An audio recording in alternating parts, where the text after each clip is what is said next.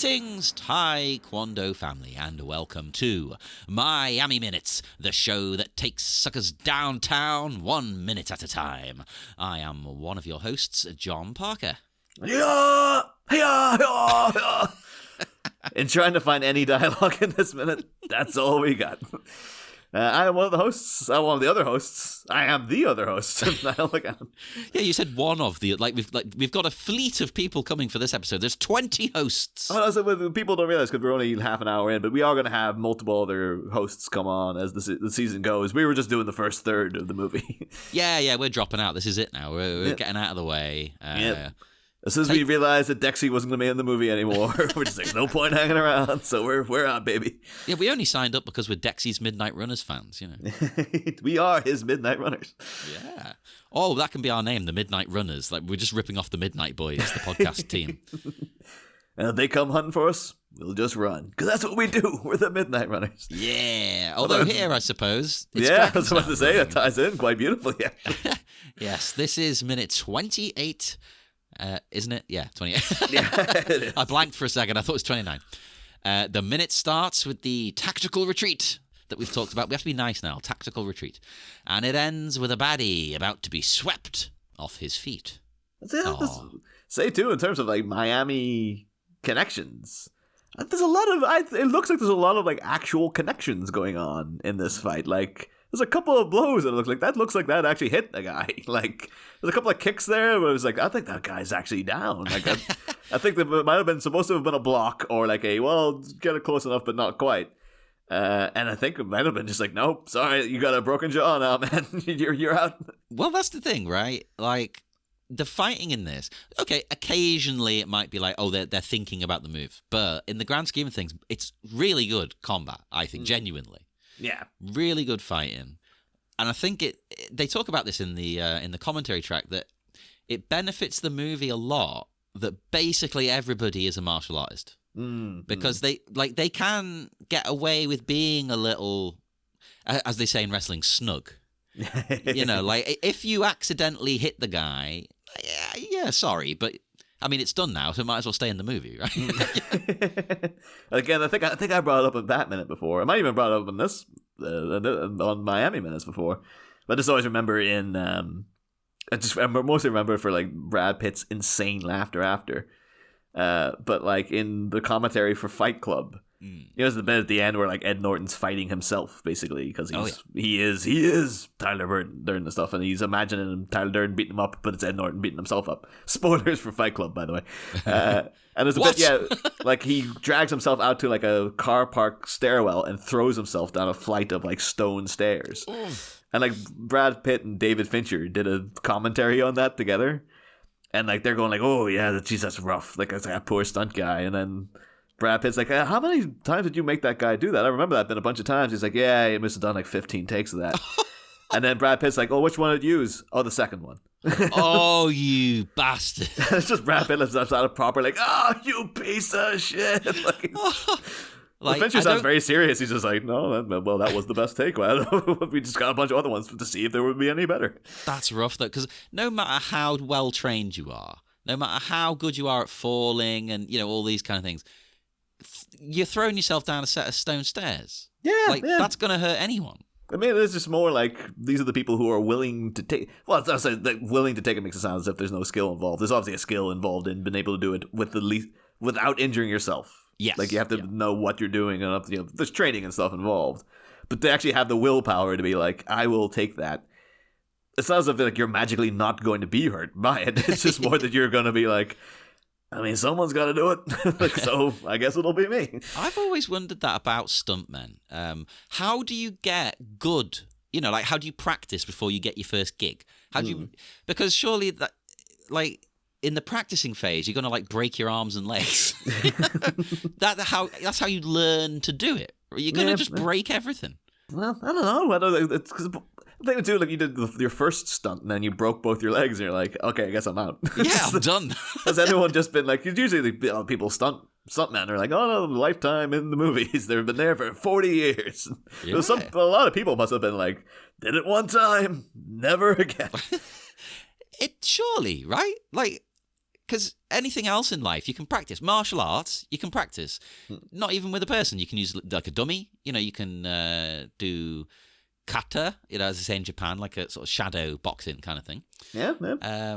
But being a stuntman, what do? You You just decide, I'm just going to throw myself off the roof of my house and see what happens. There might have been people, kids who just enjoyed throwing themselves off walls and stuff like that. Like, I guess you could go into stunt work. Well, that's how, I was going to say I hate to go back to this, but I always bring it up. Wrestling. But this is a combat movie, so it makes sense. That's how Mick Foley got into wrestling. He decided he wanted to be a wrestler, and he would just film himself at home, screwing around, because he's super hardcore. You vaguely know him, do you? Oh yeah, no, Mick Foley, yeah. I remember the Undertaker throwing him off that damn cage and stuff. Yeah. Well, this is the origin of that. Really, he is famous. You can get hold of the footage. He filmed himself jumping off the roof of his house. I think he put a mattress down, but that's it. And he just jumps off the roof, and it's like, oh, fuck! And he's just like, yeah, cool, I'm fine. That's really weird, though. They were like, well, I don't want to say no to the guy. We have to hire him now. He threw himself off the roof. I mean, it is a bit hypocritical. What will he do if we don't hire him?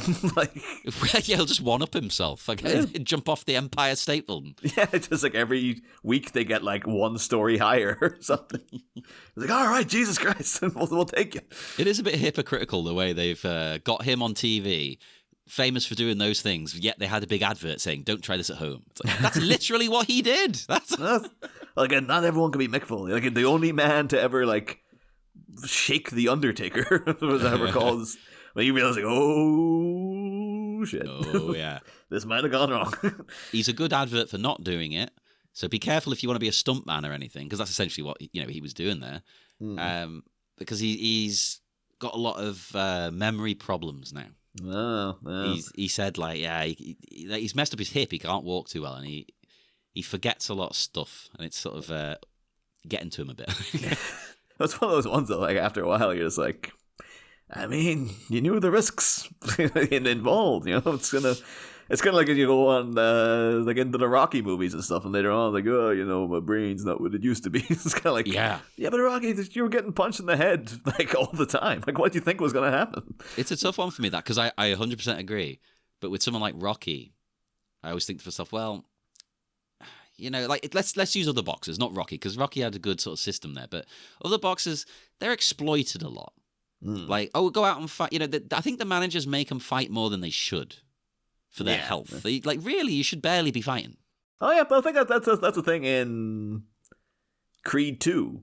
Is that when he goes up against Ivan Drago's kid the first time, because it's just a classic Rocky scenario of has one fight, loses, rebuilds himself, wins the next one. That's the way Rocky always goes. Yeah, but you need to have a third. You need the rubber match. Yeah, but he's got the because he is the champion at that point, Creed, and then he gets beaten by Ivan Drago's kid, but it's as he's down, Drago goes in for another punch that's an illegal move, so he's instantly disqualified. And so then there's this months go by where he's just dithering about, and then his trainers have to come to him and go well, the thing is, you're gonna have to fight somebody because you can't be the champion and just not fight anybody. You can't otherwise they'll just take the belt away, because you have to go out and fight someone, because otherwise what's the point of having the belt? I don't know if boxing does the same thing, but a lot of fighting and stuff has. You've got to defend the belt within so many days. Yeah. Kind of thing. Well, the thing, a lot of the wrestling I've ever seen, it just seems like as soon as somebody gets a belt, some asshole will appear at the audience or something. Or they'll get betrayed by their teammate who wants the belt. Yeah, you know it too well already. It was that time, because remember, everybody wanted Daniel Bryan to win. Yeah. And then the second he won it, someone came in and stole the belt from him. Yeah, basically.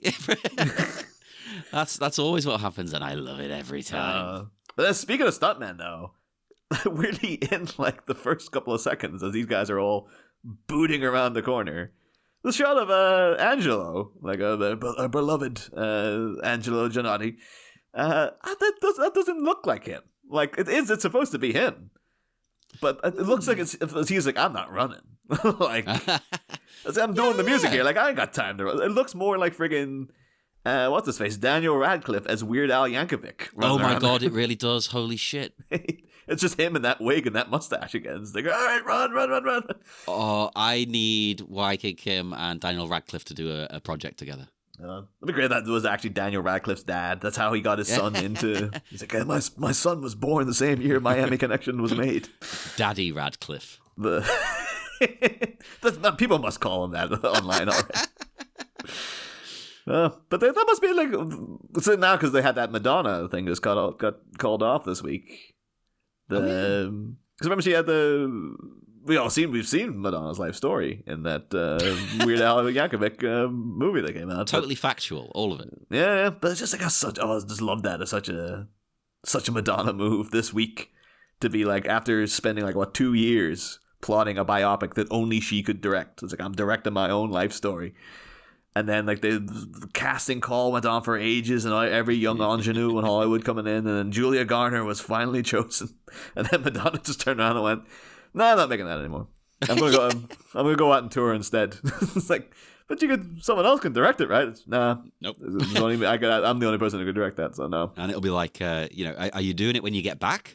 I don't know, maybe. No, I don't think so. It's because the studio's just coming like, well, we're not gonna hold it for you, so.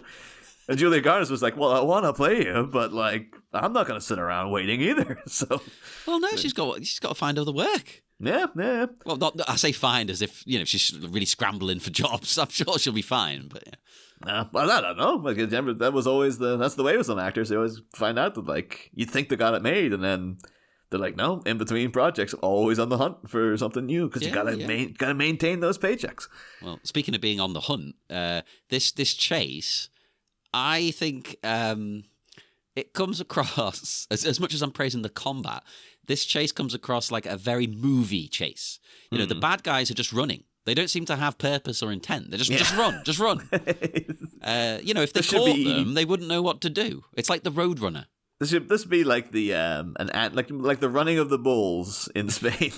This should be like an annual tradition. The running of the dragon. The running of the dragons or the running of the Dexies or something. But just in the middle, it has to be at 3 a.m. when the streets are completely empty. Yeah. Because, Jesus, these streets are empty. This is kind of thing I was playing a little bit the other day of that, the Spider-Man game that came out to PS. Yeah.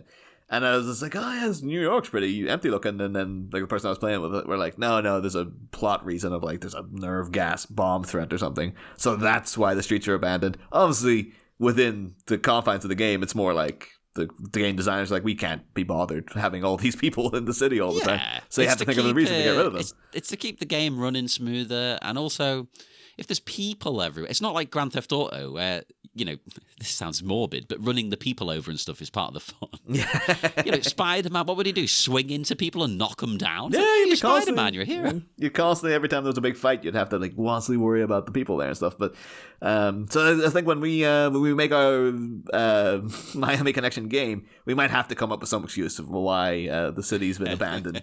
Because it's not even all that late. The Dragon Sound probably wrapped up the gig. This is probably 11 at night. And there's no way Orlando's dead at 11 at night. You could just say there's a local curfew because of all the ninja attacks. Perfect. That's the type of thing you need to put that in the game. Yep. And it's because of the influx of ninja injuries. And attacks on little old ladies in the street where Jeff and his motley crew of vagabonds have been going around hassling the pensioners because it is Florida. All I know about Florida is oranges and old people. That's all I know as well. I literally nothing else, nothing at all. My understanding is everyone goes there to retire. Yeah. That's the whole thing in Seinfeld, Del Boca Vista, where Jerry's parents go to live and stuff. So there should be a lot more old. There should be old people sitting on benches these goddamn youngins don't know what it is. We need more old martial arts experts, like Uncle Song. Yeah. Pat Morita's down there. I say Uncle Song, he's not that old, is he? And Pat Morita wasn't that old either. Yeah, that's the thing. Yeah. He's like, oh, my hip. You find out he's 39. Jesus. But I have to say, because some of these guys, though, are I'm trying to think now what other things you could have in the running of the Dexies every year would be people just have to like make paper mache dragon sound guys and run with them in the front or something. Oh my god, yes, please. I suppose you could have people in that dragon outfit that they wear at Chinese New Year here. Oh, yeah. They could be running in that. But they had like a mullet and a mustache to it, and well, sometimes it does always have like a really long kind of mustache. So maybe, yeah, it does actually, like a kind of like a goatee kind of thing. Yeah, so maybe we just dye that black and just add in what they call the what was it called, like a hillbilly top hat or something. That's what the term for a mullet is. But that's the thing though, because like not Angelo, he's running okay. John, he's up the front. He's not got a dignified run. I'll give I'll say that. YK Kim, he's kind of doing like, oh yeah, good athletic run. He's just like, oh, it appears this man has run regularly before. John's kind of got the thing where he's like legs are a bit too far apart and his arms are pumping. He's kind of got a vibe of like going like, yeah. It's relatable. This is me, just run. In many ways, it's more like realistic because like it seems as if he looks like he's genuinely running for his life. Yeah. Whereas Mark, he looks like he's going for a jog, kind of. Oh, he's just trying to set up his eventual attack. Like he's like, I just need to get a little bit of distance, and then I can start. Oh yeah, no, you're right. And that move is smooth as fuck. He like turns the corner, and then just waits for the first bad guy to follow, and bam, kick to the kidney, punch to the face. I love too the bad guys. He's turning the corner, is doing a very dainty like, okay, gotta take this corner. Like he's very very self-conscious himself. That's where I think, and I don't mean this as a diss. That's where I think maybe their film inexperience comes through.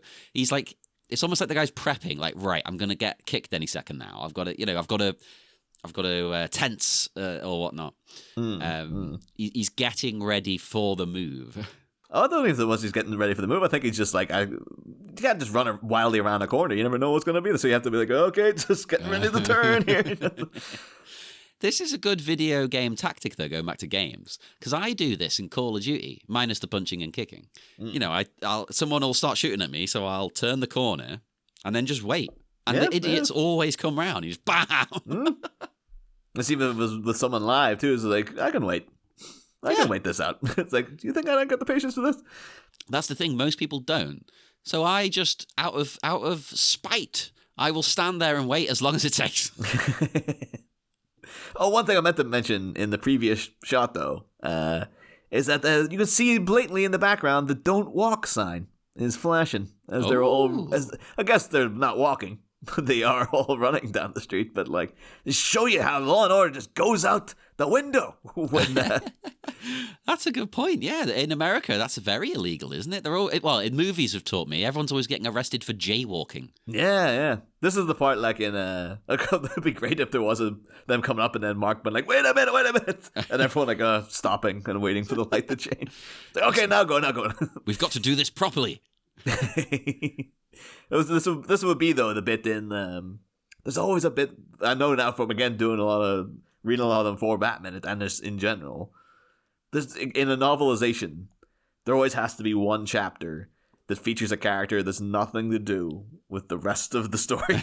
Yeah, and it'll just be like it'll cut now to like a cop or like a traffic guard or something, and it'll give you like 4 pages of backstory on him about like. One time he stole his brother's lottery ticket, or he's always felt guilty about it, and maybe he can go back and finally make things right with his family, and there'll be a whole big to do. And you're going like, oh, I guess this guy's gonna be a main character, and then it'll just be like he sees this whole gang of ninjas coming around the corner and gets like demolished within seconds, and that's just him. That's just him out of the book again. Amazing. I love stuff like that. Just weird little quirky things randomly. Like here's a bit for like 5 seconds that's different. I mean, there's a thing in the Howard the Duck novelization, because Howard the Duck novelization is kind of like it was written by one of the guys who did the National Lampoon magazine. As a kid, I loved that novelization. I read that cover to cover. Yeah, no, it's still good now because it's just like it's very aware that it's a novelization of Howard the Duck, and it's just kind of like people know what this is, so it's taking the piss out of itself constantly, and like it opens with like a conversation between the narrator and God, and like trying to decipher who's telling the story and all this kind of stuff. Amazing. But they have a bit that was actually there's a big laser at the end of Howard the Duck, And there's a whole chapter on like the guy who created the laser and his wife and family, and then the ethics about him creating this laser. You can just tell the guy is just like so fed up about writing about Howard the Duck that he's just gone off on this like made up tangent, and then eventually he's just like, okay, so that guy invented this laser, and this laser goes into this thing, and then it's just never mentioned again. Oh, that's perfect. That's amazing. We need that in our novelization of Miami Connection. We need loads of side stories about these guys you see for half a scene. I would be like writing spin-off novels about Dexy at this point. Yeah. Like, they're so invested in this guy to find out what's this deal. Dexy's revenge. What's with the hat? Yeah. I noticed the street sign as well. You mentioned the don't walk. So I was trying to find out, because it says Magnolia Avenue. So I was like, well, is that real? Have they made a fake sign?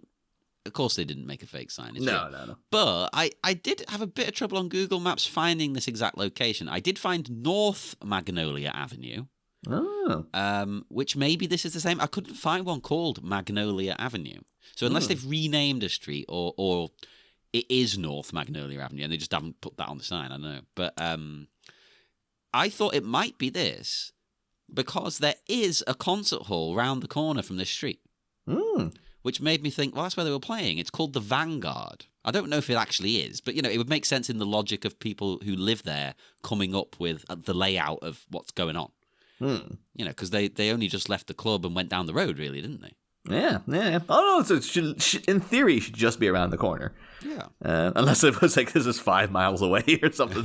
Like, oh man, we've been running a while. It's possible. You never know. But I thought I'd pinpointed it. So listeners, if you've ever been to this kind of area, feel free to let me know if I'm right or wrong. Is this North Magnolia Avenue by the Vanguard? I want to know. It's weird you bring it up, though, John, because I had a whole thing about, like, Magnolia Avenue. It's like the fight's going to get broken up by it suddenly raining frogs and Amy Mann coming and singing. And I was like, do people remember Magnolia, the movie now? It's been so long. No one talks about it anymore. But it was a big deal back in the day. But I think we do because, like, we just talk about movies all the time. If I didn't always talk about movies with people, I haven't seen it in years. Oh, no, so the Paul Thomas Anderson's still a big deal, but people mostly talk about, like, Boogie Nights, There Will Be Blood, and onwards. And then it's like, Magnolia was a big thing back then. But it was absolutely huge. Yeah. But no, actually, there's a guy on YouTube who's done a Miami Connection location scout. Shit, we're going on his tour if he's doing one. He went around and he goes to the streets. It clearly does say Magnolia Avenue or Magnolia something. But he's actually on these streets, and he's like, one of them's called, the mark angles are all on 1 West Church Street. And the thing is, as he goes through it, you're like, this is going to be so fascinating when this guy tells you what's on this street. And it's, oh my God, it's just a town. Like, he's just like, okay, so that building behind him is a Walgreens now. And it used to be a bank, and now it's a Walgreens. You're like, And then it goes over into, like, all the angles with John are on somewhere called Pine Street. Okay. I'm looking at a map right now as you speak. Yeah, and he goes, but he's there. He's just like, this is it. And you can see the buildings. A lot of them look the same and stuff. Oh, and like, Pine Street's around the corner from Church Street. There you go. Okay. Let me see where that is in relation to the street I found. It was really weird that they just really liked the Magnolia sign, so they stole it from Magnolia and brought it to Church Street. So we're like, people think that's where it is. Let me see then. Hang on. The people who lived in Orlando at the time were just like, that's not Magnolia. That's right. Oh, what the hell? See, Magnolia Avenue I found is a little bit away. Like, you could be there. Let me see. You could probably be there in like 10 minutes. So it's possible. It's entirely possible then. So you're telling me they've been running for 10 minutes? Well, it's a movie now. What I'm saying is, it's possible that is the street then. That's why you don't see Dexys the rest of the movies. Like, you got Stitch about 5 minutes into the run. And he's like, you know what? I need to reconsider things in my life. He's like, I thought my lowest point was losing the job and getting my ass kicked. to that son of a bitch. But the stitch is so bad he can't even swear. He's just like, that son of a... Oh, I can't even do it. No. This life of crime has led me to some dark places, but I can't even swear anymore. Oh my God, on East Church Street. Oh my God, it's got Hamburger Mary's, the drag bar. Oh. I've always wanted to go to Hamburger Mary's. That's even more reason to go to Orlando. I think that episode of Batman, the Disaster Arena, was on. I think that ended up in called something like Lounge Night at Hamburger Mary's or something. Yeah. But yeah, like at one point it points out, and you can see in one of the shots, there's a place called Bumby Arcade, and it's just one of these really heartbroken. This is the guy's like, I'm trying to look up these places to see if there's anything, and it's just like the bank isn't interesting, the Walgreens isn't interesting. There's Bumby Street. Well, it could be that must be nearby, because apparently Bumby Arcade, I don't know, was it a... Yeah, it's just bizarre, because like you go on Google, and it just has Bumby Arcade permanently closed. Oh. So I don't know. Usually when you see things like that, it always has the air of being like, was it pandemic? Is that what happened? But if you go elsewhere though, it seems like it keeps saying it's in progress.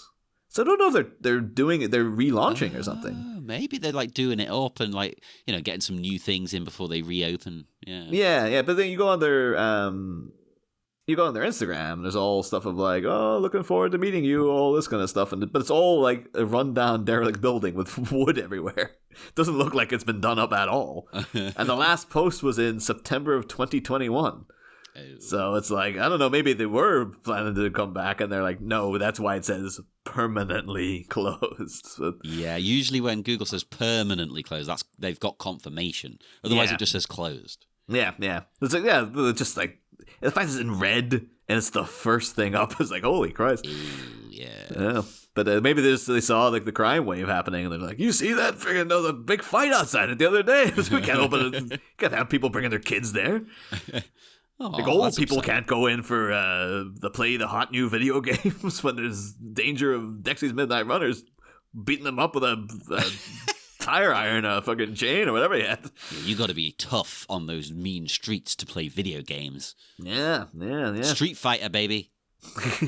Double Dragon. Really, really wishing there was a bit of this where like they kicked a metal trash can and there was a whole turkey inside. Yeah. that they somehow ate in one go. Oh my God, yeah. The end of the movie should just be Mark, delivering a sick Hadouken. Yeah. That's really what it should be. Like, they go up an elevator to the office of Yoshito, and then he's watching all his other guys while he sits behind the desk doing the same motions over and over and over again. And then when they beat his guys, he just steps up and like throws off his coat. He's like, ho, ho, ho. Yeah. Starts the fight. Takes out a machine gun and stuff. Like, what the hell? My God. Yeah. But I mean, that's upsetting, though, that the arcade's closed. But something let's bring the mood back up. I love the stance we get from Mark after he kicks the shit out of this guy. Right? Because Kim, he looks hard as fucking nails. He's ready to go. Like, the next guy's coming along to take him. It's like, I'd be worried if I was them, just looking at his eyes. It's like, holy crap, we can't take this guy out. Oh, no, he is in the zone. Like, he is... It kind of makes me feel like maybe these students of his taekwondo, they want to be in the movie. He's like, you're being in the movie, everybody. You want to graduate. You want to get out of here alive. You're being in Miami Connection. It turns out behind the scenes he's dead sinister. Like, that's why the police and the mayor and stuff weren't stopping him. It's like, this town is in the iron grip of YK Kim. We're just all waiting for him to die, but he won't die. It's in the iron grip of big taekwondo. Of course, I have to give a shout out there to the one-way sign. Just to sing the wrong way down a one-way street. So someone is like, oh, your father will be proud, Mark. He's like, but I'm an orphan. I love the way that's going to mean something to like 2 listeners. Yeah. We'll explain for American's sake, I guess. Great Scottish comedian, Limmy, and it's one of his best sketches. Go and check out Limmy's show. But I will warn you, if you're not used to accents from over here that aren't like London or Edinburgh, you're gonna have a hard time, Americans. So I'm not saying that to brag, but he's from Glasgow, so it's Glasgow. So it's a very strong accent for foreigners to try and understand. Yeah. I wouldn't even go through all that explanation. I'll just throw them in the deep end. Just Google wrong way down a one-way street, and then if they find that sketch, and it's like, just try to piece it together. See what you can make of it. Yeah, maybe do. Yeah. Don't look up anything else. Just go and check that sketch out and report back to us with what you think is going on and being said. Yeah. We get as well this awesome duo of kicks that are just badass again. They're so badass we have to go into slow motion to appreciate them as Kim jumps, just wha-bam. So he jumps into the air, kicks one guy with one leg, then another guy with the other leg before landing. How the hell do you... Maybe the first kick gives him enough push to like go up a bit. This thing is such an epic kick that it once again slows down space and time. Yeah. And you can just tell like the splits like that reverberated all the way to Brussels, where young Jean-Claude Van Damme was like, oh, like my calling is here. Like, he felt it. He's just like, someone's telling me my future.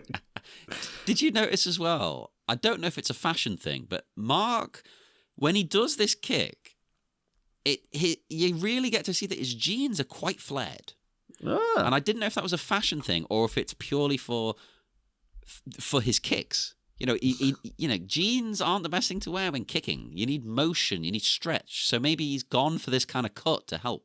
It could have been like, well, when YK Kim was learning taekwondo, yeah, like it was in the 70s or in the late 60s. So he's like, oh no, this is what we went to the gym in. Like and now I can't like adjust. Like, I can't go into a boot cut. I'm too used to doing things with flares. So that's why his gi's always a bit flared and stuff. Oh, there it is. He's like, he refuses to change. Do you remember when flares came back? Like, when we would have been like 15, 16, 17 probably. Oh, like yeah. Very brief. Yeah, that's how I remember. Like, I had a massive pair of them. But I remember, like, just one of the girls, like, we used to go out, out in the town on a Saturday night. Yeah. And I remember her like running up the road to catch someone, and just it looked like she was wearing like a friggin' sail from a boat around her legs. It was nuts. Like nothing should be that flared. It was like she was like a street cleaner, like driving a street cleaning machine, but it was her trousers, for Christ's sake. I love that though. I don't care. I used to wear Jinkos. Oh well, yeah. They are the what's the greatest regret about the early 2000s? Jinkos. That's my favourite part. I'd have my Korn t-shirt on with a long sleeve t-shirt underneath, and then my Jinkos and a bike chain for some reason.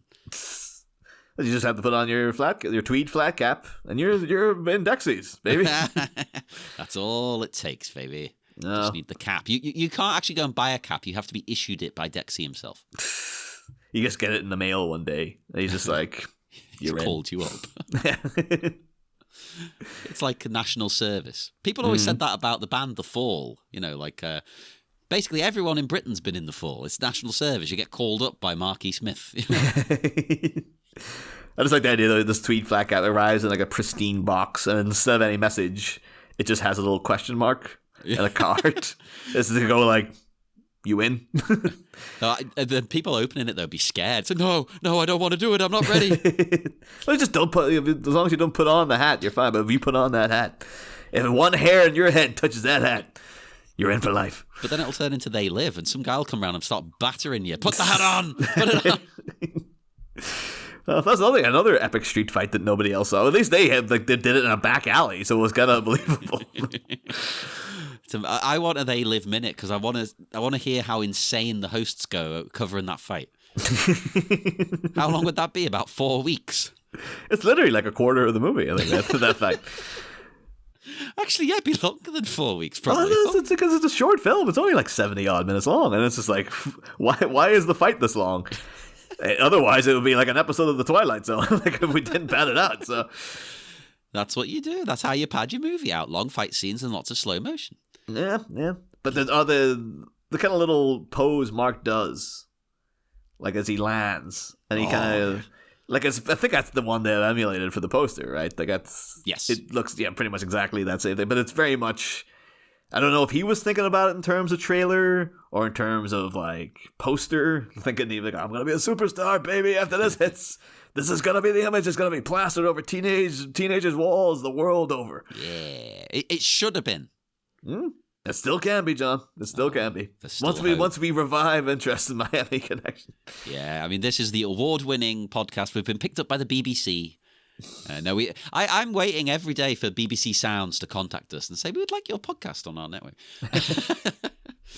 Or they're just going to come in and they're like, we are also doing Miami Connection and we're going to buy you us. Come and smashing our microphones and stuff. Mark Commode comes around and trashes my... Oh, no, he doesn't work for the BBC anymore, does he? Oh. No. Him and Mayo are in the Wild West of normal podcast. I'll say normal podcasting. They're still like, oh, Steven Spielberg was supposed to be on today, but he got sick. It's like, you still got your BBC contacts, don't you, Mark? But this stance you mentioned, love it, beautiful. But do you notice that the next bit is an incredibly hard cut? Yeah, it looks like it's probably filmed on a different street. Like it's such a drastically, shoddy edit. So sorry to badmouth anything in the movie, but it's really like no, it's like, distracting. If you want to do a cut like that, you want to go to Kim, in the middle of another fight. I mean, I'm no filmmaker, but logic to me would say, well, first cut to a different character, and then you can cut back to this exact bit we're watching now, and that's fine because you just understand time has passed, he's moved, etc. But it feels like maybe there was another bit and they were just like, cut that out. Well, the thing is, it's the fact that because when he stops his little pose and he's got his hands up the way he does in the poster, and then the next shot his hands are down. Yeah, so it's so like this he had been doing the same pose at the start of it or something, but it's probably all done in editing, and they're just like, it should have been this. Like you do the Star Wars thing, you cut away to another fight, and then you cut back to the good fight that everybody wants to see. Well, Mark is fighting the good fight. Yeah, up against Canadian tuxedo himself here. This double denim guy comes in out of nowhere. Oh, he is amazing. He comes at Mark with a pipe. Yeah, comes with a pipe. It's a dedicated look though, because it's not like the top's too small for him. So it's kind of riding up, so you're seeing, Oh, that's the 80s, though. You want everyone to catch a little glimpse of that tummy fluff, Yeah. And then it's like it's such a light tone. They got a white belt going on, but a black headband. It's like he's rocking a look. This guy, It's a good look. I've never been personally, like for my taste, I've never liked wearing a light blue denim. If I'm wearing denim, which is rare, I like a much darker shade. But this guy pulls off the lighter color. See, I just don't like wearing denim at all. I never feel comfortable in it. I just hate the texture of it on my skin. I hate wearing jeans. So just like they're not the best. I'll be honest. I only own like 2 pairs of jeans, and one of them is because it's stone washed purple, and I was like, oh hell yeah, look at that. Yeah. That's just, I don't know. I think people just wear them because it's just like, it's easy and they're durable. They'll last you years. So a lot of it, I think, might be like it's more like, well, economically, they might be sound to buy a good pair of jeans. But well, yeah, you say that, but I think other than the zipper for Americans, let's translate. I don't think I've ever broken a pair of pants. Has he broken a pair of pants? Yeah, so like, okay, jeans hold up, but so do all my other trousers. I don't know, because at this like maybe like after a while, certain trousers are just kind of done. They're just like, they don't have to like literally fall apart, but they're just kind of like. We might be saying this though, like the kind of joke is that like.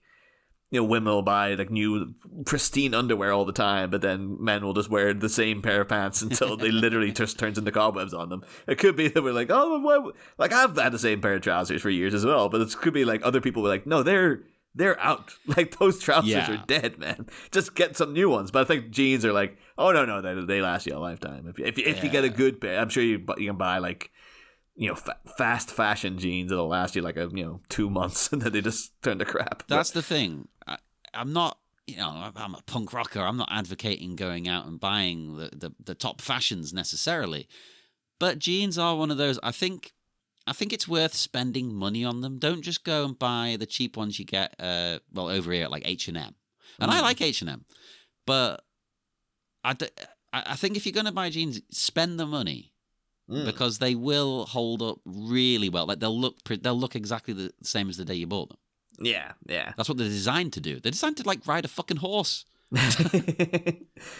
Although said that I remember finding that out a while ago, and I was just like astounded by like it wouldn't have been a person I would have associated with it at all. But like I said, they call that guy Canadian tuxedo because that's what people like.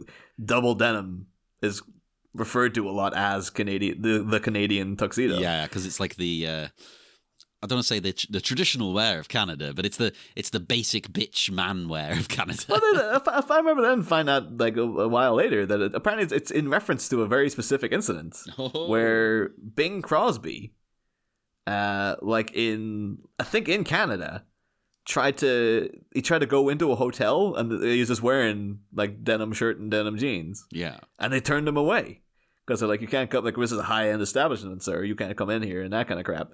And it's Bing Crosby. Like he was like a superstar at the time. Now, on one hand, I'm with you. Like, oh my god, it's Bing Crosby. What the fuck? But on the other hand, I kind of respect them for going, yeah, celebrities ain't anybody special. But apparently, what happened then afterwards, it was that word of that got to Levi's, and they, as a publicity stunt, handcrafted Bing Crosby a denim tuxedo. Oh, that's amazing! I think you can look it up. You can actually get it. It's weird. Like it looks more like a zoot suit. Like even better. I've always wanted a zoot suit. Yeah, but it's got big like white lapels, and he's wearing like a cocked cowboy hat to the side, and it's a full-on denim tuxedo. And I was like, holy crap! But I would never have. Quite honest with you, I never would have assumed Bing Crosby would have wore denim. He always struck me that he would have been like a guy. I think all the films I've seen him in, it's usually things like High Society and stuff where he is wearing like a normal tuxedo all the time. But yeah, I wouldn't have figured him for like a double denim fella. No, but absolutely not. That's wild. I love it. That's like the many secrets of Bing Crosby. Like wore denim, wore a wig. That was one my dad told me. No, don't ruin him. Used to beat up his kids. It's like apparently that's true as well. Well, that's fine. Everyone did that, but the wig is unforgivable. Yeah. That's one of those ones though, because you're just like, oh, it's so like, because it's not even an impressive haircut he's got going. It's kind of like it's so. It's like, oh, you would buy that as his hair because there's just nothing special about it. That's how you get away with a wig. Don't go for something super snazzy and cool because it'll stand out too much. Yeah. But he's just like, no, it just looks like, a receding hairline of a man my age. But actually, there's nothing there at all. But it makes me think of some of my favourite double denim moments in history, this conversation. Do you remember the very famous time when Britney Spears and Justin Timberlake were both clad head to toe in denim? Oh, of course, yeah.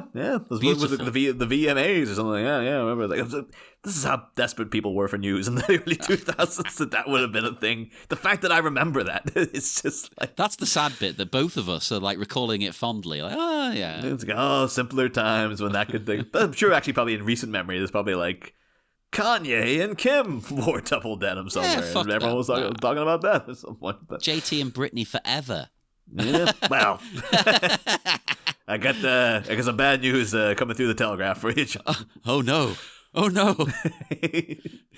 was thinking of the classic double denim moments in history. It'd be like, what do you think of Twin Peaks? Bob, obviously. Oh, Bob and Twin Peaks, yeah. Big one for Stephen King's fans is Randall Flagg. One of his big villains always wore double denim. Oh. And then who else? It'd be like There's the Marlboro Man or something like that, probably. But in the Coors adverts, at least over here, I don't know if America had these or not. In the Coors adverts, Jean-Claude Van Damme was wearing the double denim. Let's say maybe then he saw the double denim in Miami Connection after he heard Mark's doing the splits midair there. It reverberated to him. It's like, I must see this movie. And then it inspired his entire career. Actually, I suppose at this point he would have been off being the alien in that original version of Predator. But yeah, true. Yeah, the 87. So yeah, it would have been around the time. Yeah. I'm trying to think of some more now. Oh, there is a very famous one of, as always, wrestling. Bret Hart in his double denim. Have you seen that one? I don't think so. I just remember Bret Hart in pink a lot. I think that's my fixed version of him in my mind. But... Well, here we go. I'm going to get you it because it is a meme. People love this as a meme because they always say, this is the most Canadian photograph ever taken. So I will send you it. And listeners, remind me and I will send it to the group. Let's see. Is he doing a Coors sponsorship or something? It looks like a Coors ad, doesn't it? It's fucking wonderful. It's like stone-washed. It's almost white. I love the fact that he's wearing his own t-shirt. So. This is a man who has a room in his house with all of his own merchandise and stuff in. So, I mean, I get it, but you know.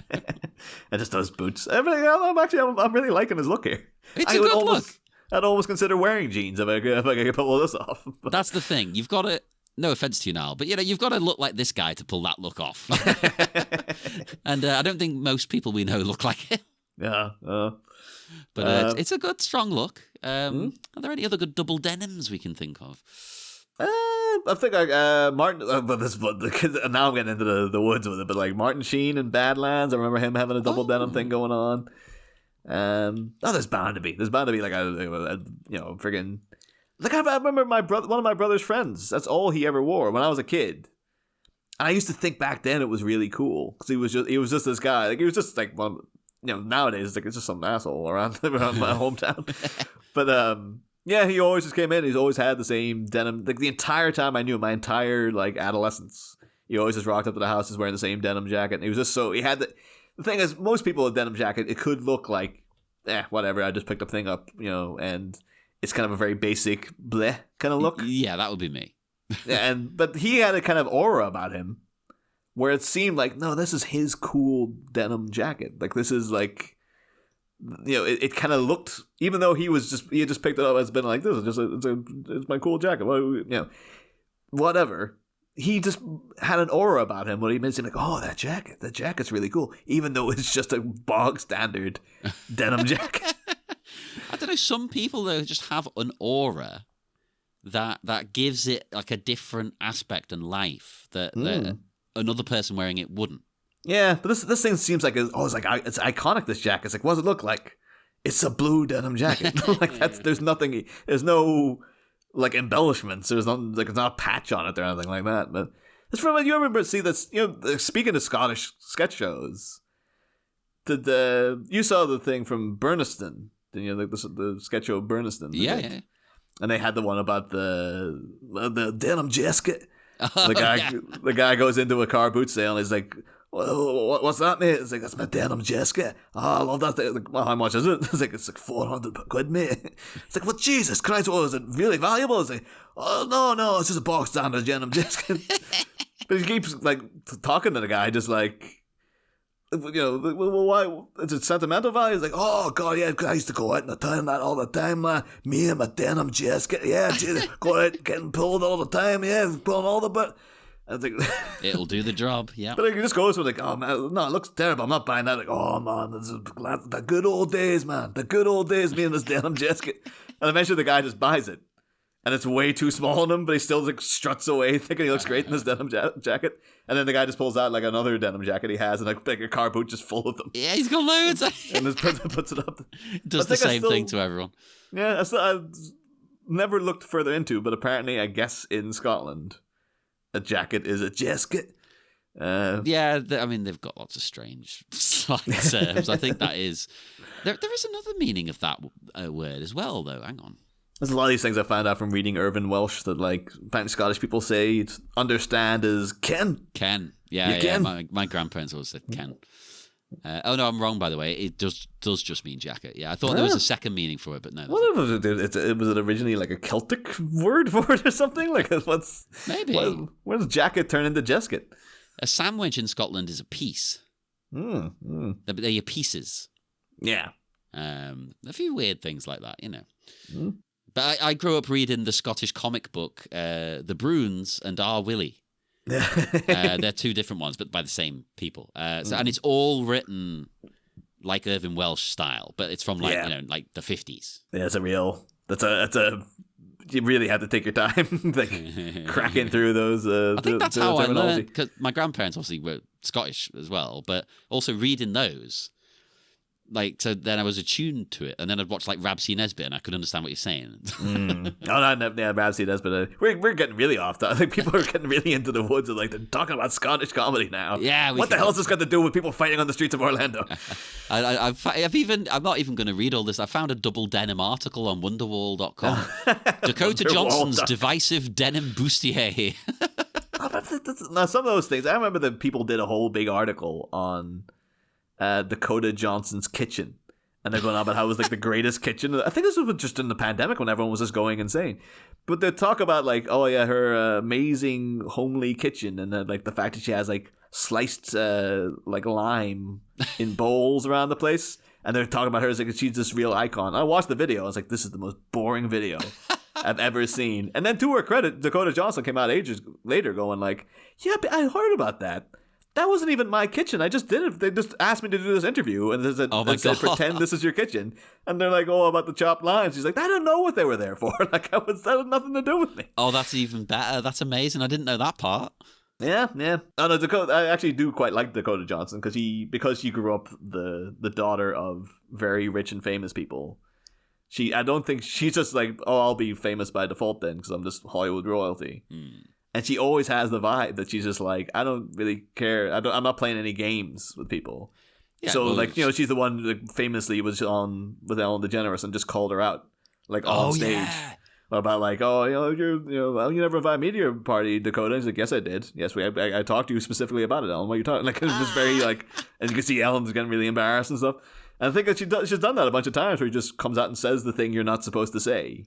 Because if you want to play the game in Hollywood, you obviously have to make sure you're keeping everybody happy and stuff. But I think she's just like, my parents are famous. Like, I'm bulletproof. Like, I'll say whatever the hell I want. So this GQ magazine, whoever tells me, like, you know, to do this thing in the kitchen and it gets really big, I'll just come out and say, that wasn't my kitchen. That article was stupid. I don't understand why anyone's talking about it. We can all learn something from that. Let's all take a bit of that energy with us. Yeah. But anyway, back to Miami connection. So it was after those kicks, wasn't it? And the hard cut. And this bit. So the pipe. He comes in with the pipe. That's where we got sidetracked. But the pipe's no match for the Korean sensation, the Korean killer. He fucks this guy's arm up to get the weapon away. He really, like, I mean, I'm not sure how they faked that. It looks painful as hell. Because I was listening to that. And, like, let's face it, the sound effects on this movie aren't great a lot of the time. And it sounds like you can hear the actual sounds of a guy's elbow cracking and stuff. Yeah. I think he actually just did take the weapon out of him. Like, he just ruthlessly took the guy down. And it was just, like, realism. Like, we needed this one shot to be really good, okay? So it might have been, like, who's up for getting their arm a little bit hurt? Well, it worked. It looked amazing. And then this guy's still got, like, when it turns cold, his elbow still drops and stuff. Oh, you can tell when there's a hurricane coming because, like, God, goddamn White Cake Kim messed up my arm. Hey, but he's immortalized forever in celluloid. Well, he would have been more or less forever with just the double denim, quite frankly. But the way he's taken out, it looks painful. But again, these are professionals. Well, are they? I mean, they're martial artists. So maybe they both know how to do this. And I don't know. YK Kim, martial artists, a lot of these guys, I know they're in the class, but I wouldn't call them martial artists. They've been in the class 6 weeks. Yeah, these are people like, oh yeah, you're like week 1 initiation, week 2 filming Miami Connection. Like, that's the extent of it. And then if you do well in the filming, I'll actually teach you some moves. Just watch what I'm doing. There you go. That's the class. But then there's a kick to the face. It takes that guy down as Mark. He just keeps on plowing through these fools left and right. A catch to the leg, a throw to the ground, a punch to the face. You're done. Yeah, I love the. I don't know why I love it so much, but it's like that guy's down and he does a proper that tensed up punch. It's like waiting, the coiled punch waiting to go. But I just love the little edit of him like looking up and looking around going, huh? Like he's really like who else? It's not even kind of got like a who's next kind of badass thing. He looks genuinely a bit panicked, a bit like Christ Almighty, they're coming from everywhere. It's also got like a touch of him suddenly realizing, holy shit, this is crazy. What's going on? or you just suddenly realize how much money he spent on making this movie. You're like, oh, "Whoa! oh my god, I'm running out fast. 2.5 million. Jesus. Like, that's why that's why his entire family have been calling nonstop. He's like, oh, don't hang up, don't pick up that phone. Oh. We do get blessed, though. We get to see John's skills, because he's also a master of the kick, which, I should hope so, considering how gangly he is. He's a long-legged chap. No, he's doing pretty good, though. But again, the stunt guys are leaving it a bit... well, if you're just watching, there's a guy in a yellow vest. Or maybe it's just a light. It might be a white vest, but... he comes in, instantly gets punched in the chest. John takes out another guy. The same guy in the yellow vest appears and just sets himself up for another fall. Sucker. Yeah, it's like but theoretically it could be. He's trying. But he just can't get any kind of a blow in. But it really reeks of okay, you're out. Back in, to stand there, wait for him to kick you, fall down. That again, I think sometimes when that does happen, again, most of the fighting's great. That does occasionally come up. I think it's purely filming inexperience. In another movie, they'd be like, okay, let's do that again a bit faster now. But this movie probably doesn't have that luxury. Yeah. So totally. It's gotta go with it. Well, particularly too, because in the last shot, YK Kim just realized how much money he's spending on it. He's like, we're not doing any other things. Especially after he broke that guy's arm. You've got to pay for that. Well, that might be it. He broke that guy's arm, and he realized he's liable for it. He's like, oh, Christ. How much does a broken arm cost? He got a bit carried away. He wasn't supposed to do that. It was just supposed to be a light punch. The film was literally supposed to have twice the budget it ended up with, but all the rest of it went to the medical bills of all the people that he kept kicking the crap out of. Especially in America, you got to pay for that. No, but I did note in the background there we do also see a sign for a place called Sobix, and a quick Google search of Sobix Orlando. Apparently, it's a sandwich chain. Oh, Sobix Subs. And another one, go on the TripAdvisor. Sobix Subs closed. Oh, permanently. It doesn't say permanently, so there's hope. There's always hope, but it's got one review, 3 stars. Oh, I mean, to be pretty much every sandwich place I've ever been to, it's like, yeah, 3 stars. I'd give it. Yeah, this guy says this is from Great Man, GR8 Man, and he says, not what I remember. He went back in the days of Miami Connection. It could be because he hasn't shown his face in Orlando since he got his arm broken by YK Kim. But he slipped back in. They reminisce about old times. It says not what I remember. I haven't been to a Sobix in quite a few years now. I saw this on by our job and was going to introduce my guys to the best cheesesteak stub in Florida. It didn't happen. Oh. Of course, this was a gas station sub shop. Not a standalone, so that might have had something to do with it. Yeah, I think it probably fucking did. Don't eat at the gas station.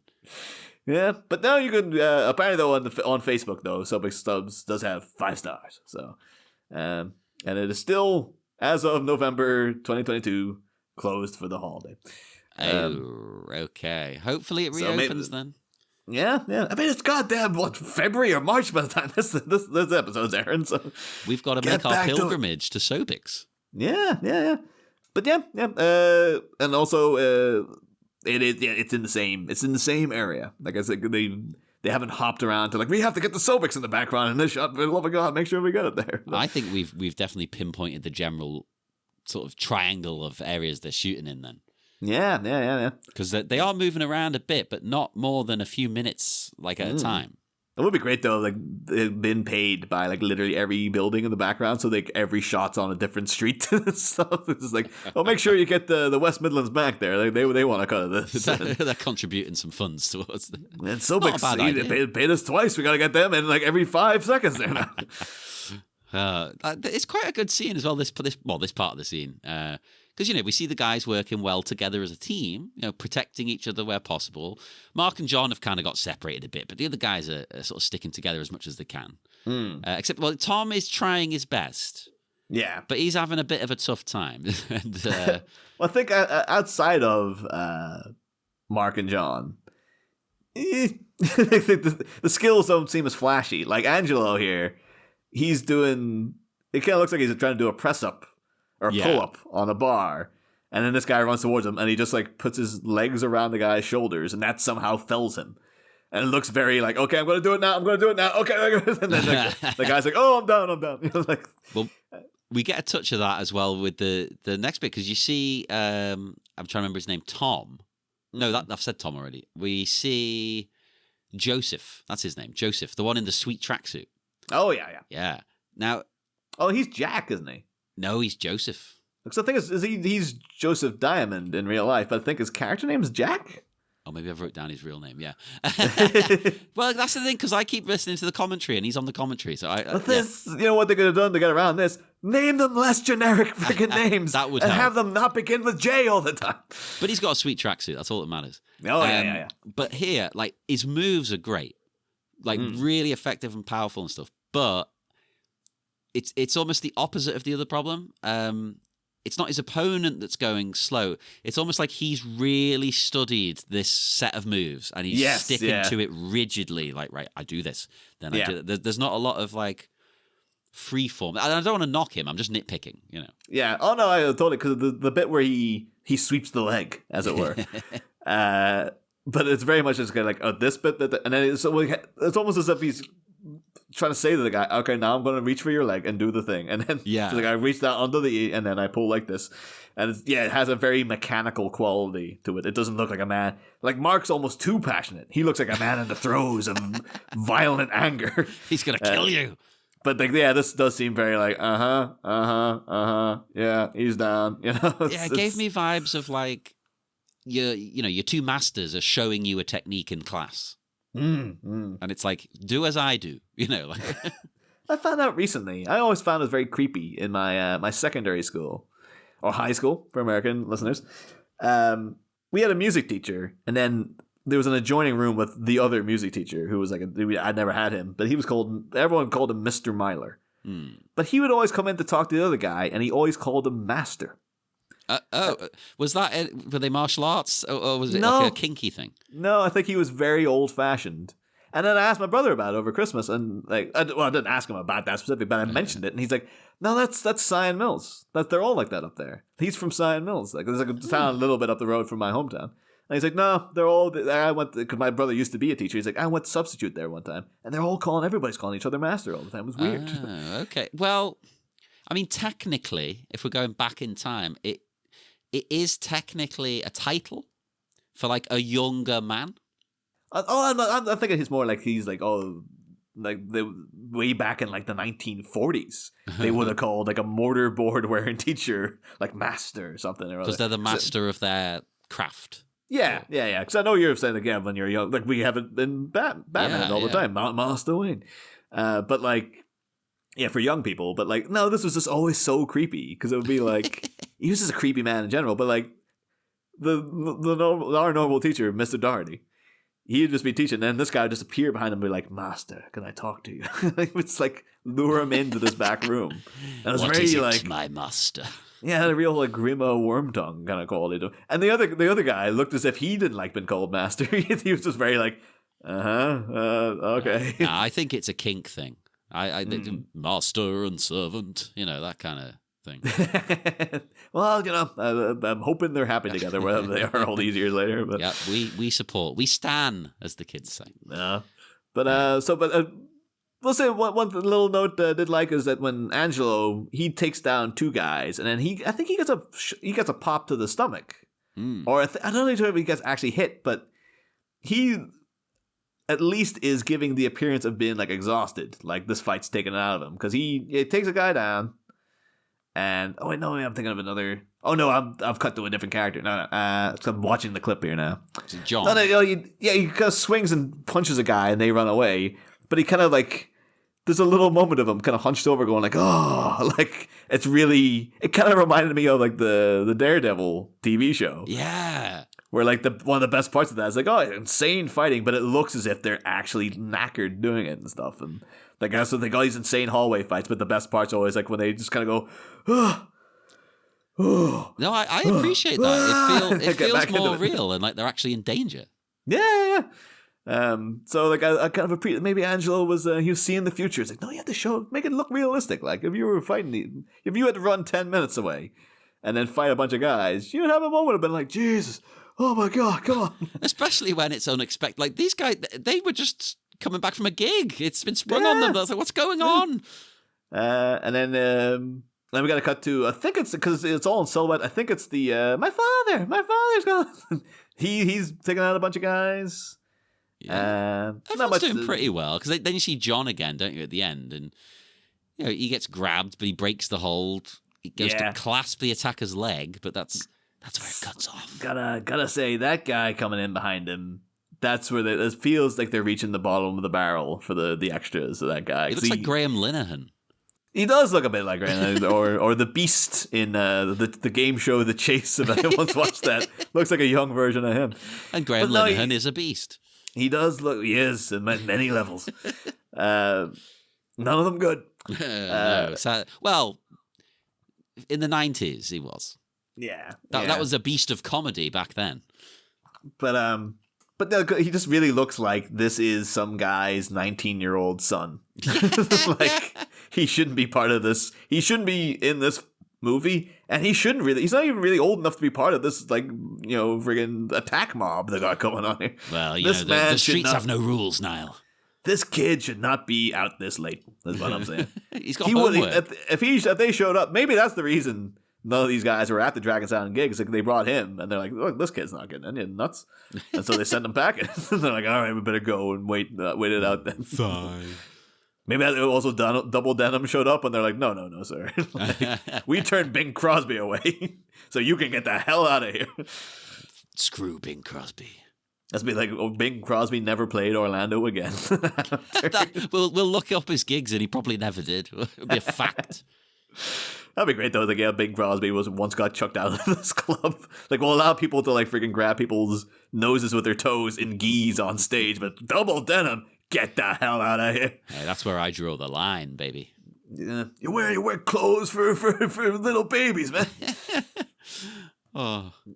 But, yeah, I suppose that's the end, is it? John grabs the leg, and it ends the minute. Yeah, that's a still mid debacle, mid rumble, I guess. I do have the commentary track. I have some notes on that. I'm making it a regular bit at the end here now, the commentary track, and I think you'll like this one. Well, there's two things come up in this 1 minute.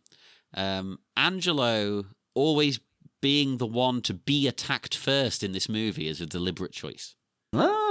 Because their reasoning was, well, they thought that you would love the guy, that character, so much that it would impact you more to see him being abused more than anyone else. So it's like, every fight scene, smack him first. That's why they thought, like, he's the most lovable of them all. So. Yeah, that was their reasoning. Like, well, yeah, he's the favorite. So it's like, okay. They're going through, like, maybe you, Joe. They're all ranked. Yeah, again, the Joseph Diamond is like, no. Your craggly, saggy, freaking droopy face. Oh, how dare Huckleberry Hound over here. It's like, no, get the hell out of here, man. But Angelo, he's a face that all mothers would love. Hey, we love him. Yeah, true. And the other thing that came up is Kim, I think rightly, disses CGI here. And he says how people like this because this is real action. And I'm with him. I broke that guy's arm for a reason. I mean, I made all these people run from street to street at 3 a.m. causing a goddamn riot. It would be great to just see people's windows opening in the background and go, you guys shut the hell up out there. That would be realistic if it's Liverpool and someone throws something out the window at them. Shut up!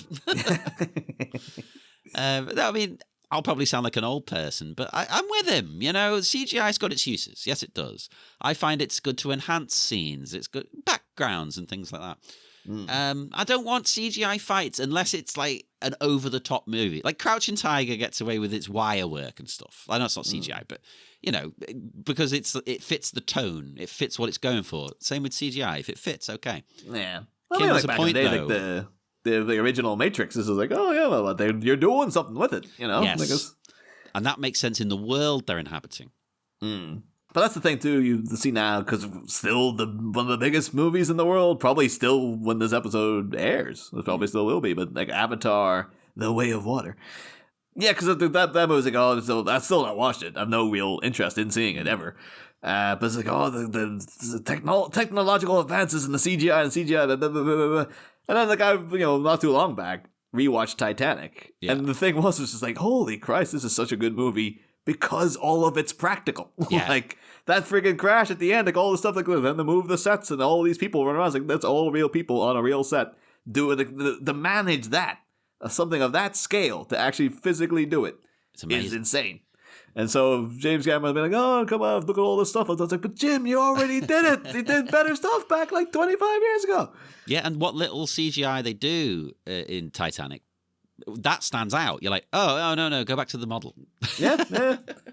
Although at the same time, even earlier than that, though, he was like, T-1000 and stuff in Terminator 2 is still above reproach. It still is an amazing bit of CG. So. I think that works, though, because it's almost he's an otherworldly thing. I know it's our world, but it's the future. You know what I mean? Like, so what does a T-1000 look like? I don't fucking know. It's made up. Yeah. No, I think I'll never badmouth the T-1000. But maybe that's just the thing with Jim Cameron now. I was like, yeah, I did do all that. I gotta keep going. And the thing is, he's like, I made $2 billion. What do you want from me? It's like, yeah, but Jim, you could just retire now, man. You're done. You don't have to keep making these things. Well, Titanic's getting re-released in the cinemas, so you can. No, I've heard of the big hoopla about it. So, I've seen it very recently. And I went to see it several times upon its original release for various reasons. Not because I was a fan. It was just more things kept ballsing up all the time. I was a fan, and I am a fan. Yeah, well, it was a good movie. But you know what is good? The drinking game. Hey. Now, I'm gonna let the listeners in on a little secret here. Everybody, right? Mark it down because this is the final time of the original format of the drinking game. It's not changing that much. Instead of doing it at the end of the episodes from now on, I'm gonna do it as we go through the minute after this week. I'm letting you know in advance so you can prep your drinks. I thought it'd be more fun to drink along with the listening experience, right? That's more fun. It's more fun. You haven't got to cram them all in at the end. Because then you get drunk in 2 seconds. Which some people might want to do. Listening very tense the entire episode. Going like, what's he going to say? The drink? Yeah. God damn it, get to the booze! So I missed it, damn it! But for this final end of episode drinking game roundup, I mean, you're gonna have quite a swig. Let me tell you. I counted, unless I'm wrong, 4 face kicks. Yeah, one looked like it might be, but I went frame by frame. Literally, I'm not like saying that as like a thing. I literally broke it down frame by frame, and it appeared to connect with the upper chest. So I'm sticking with 4. Yeah, fair enough. You can have 4 drinks or 1 entire large glass of wine. I guess you have my permission. I mean, I'm just having the one because obviously we've got other things to do. But you don't. You're sad. You're listening to our podcast. Don't insult the audience, John. Hey, we're the ones making it. We're worse. But that is it. So do join us again next week, as always, with minute 29 of Miami Minutes. Do speak to us on Facebook. Yeah, it's all the usual, Facebook, it's the Taekwondo Orphanage, Twitter, Miami Minutes. Just type Miami Minutes into all of them. Doesn't matter. By the time you hear this, we'll be recording new Bat Minute. Yeah. I mean, it might have started airing. If it hasn't, I mean, gird your loins because it's coming soon. Mask of the Phantasm, baby. You got mask your loins, apparently. Mask your loins. I mean, who doesn't like to mask their loins on a Saturday afternoon?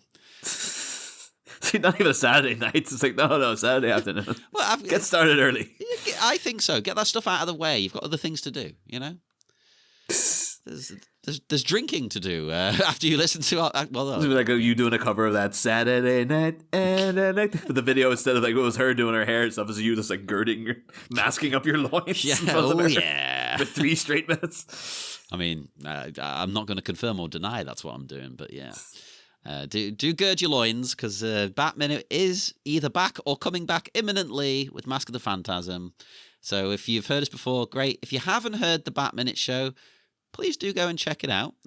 There's a massive back catalogue, but I mean, maybe a new season's a good place to jump on. I don't know. Yeah, do what you want. It's a real, like, because the other ones are all sort of interlinked in their own weird ways. So, 2 Burton movies, 2 Schumacher movies, but Mask and Phantasm is kind of like a new thing for us entirely because we're switching to animation. It's a new continuity entirely. It's a kind of like a little mini reboot of the show in a weird way. It's a new era in that minute. So, but yeah, hopefully it's a good season. They've all been good so far, so fingers crossed. Yeah, they have indeed, if I do say so myself. So go and check that out as well. And again, join us in one more week for Miami Minutes. Oh, yeah! Listen to me.